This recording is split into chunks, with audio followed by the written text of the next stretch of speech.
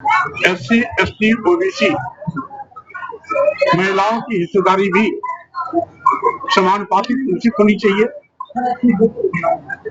महिला आरक्षण का स्वागत है, लेकिन महिला आरक्षण भेदभावपूर्ण नहीं होना चाहिए। उसमें SC, ST, OBC समाज की महिलाओं की भी समानुपातिक सहभागिता होनी चाहिए। लगातार अभी 40 मिनट तक प्रधानमंत्री जी और डोनाल्ड ट्रंप की बातचीत हुई है, उसको लेकर भी काफी चर्चा है। बहरहाल अब माननीय प्रधानमंत्री मोदी जी और अमेरिका के राष्ट्रपति डोनाल्ड ट्रंप की क्या बात हुई है, उस पर मैं टिप्पणी करना उचित नहीं समझता हूं। लेकिन इतना जरूर है कि जो प्रधानमंत्री नरेंद्र मोदी जी भारत को विश्व गुरु बनाने का सपना लेके आए, तो भारत आज गरीब, लाचार, बदहाल होता जा रहा है। और बदहाली का बहुत है कि देश के 80 करोड़ लोगों की जिंदगी 5 किलो 10 किलो चावल पे आगे ठहर गई।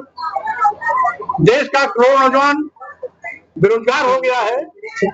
हाली क्वालिफाइड लड़कों के सामने रोजी और रोटी के लाले पड़े।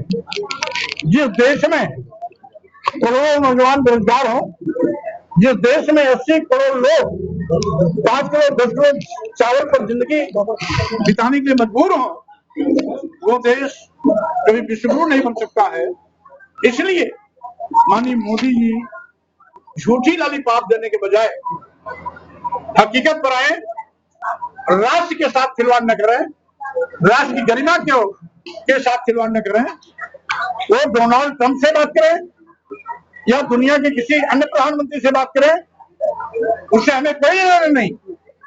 लेकिन अगर आज भारत में किल्लत है पेट्रोल की, किल्लत है डीजल की, किल्लत है रसोई गैस की और गैस सिलेंडर की, और किल्लत है आज गैस सिलेंडर की मार्केट में, दुकानों में, जहां पर तमाम समोसा, पकौड़ा, चाय बनाने वाले दुकानें बंद हो गई गैस सिलेंडर के भाव में।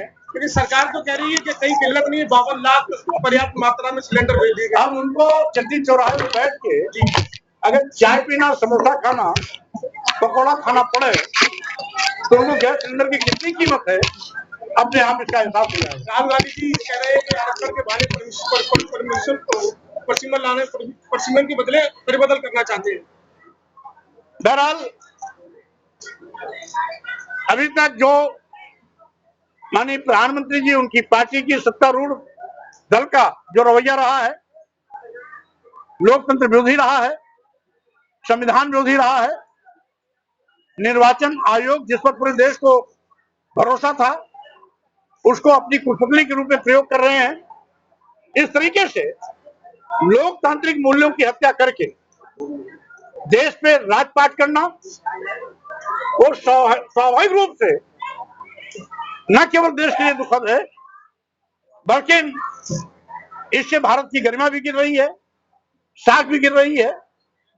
और आज मोदी जी की नीतियों की असफलता की देन है कि आज देश संकट के दौर से गुजर रहा है।